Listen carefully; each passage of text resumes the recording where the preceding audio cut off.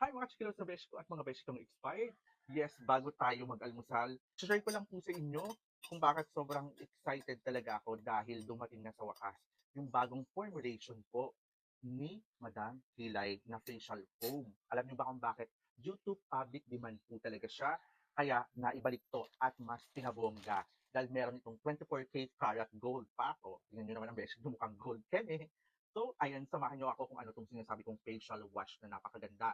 Dahil ayan, yung iba sinasabihan, especially pag 30s in the mid-30s kayo, lalo namang 20-something pa lang dapat, inaalagaan nyo na yung sarili nyo, at ito yung anti-lundo. Char na sinasabi. So, tara!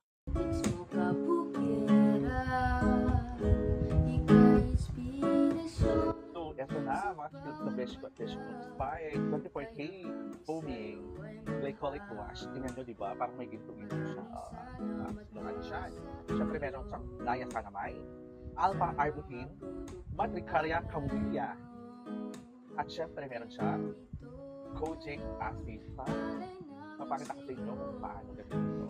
Siyempre, una ba sa inyo muna ang iyong mukha and then tanggalin yung kanyang takip. After nyan, ipump nyo ng very light. Tapos, i-rub nyo ng very light. Ang sarap sa pakiramdam nyan. Alam nyo kung bakit mga chikilaps na besh ko at besh kong expired. Dahil may cooling effect talaga siya.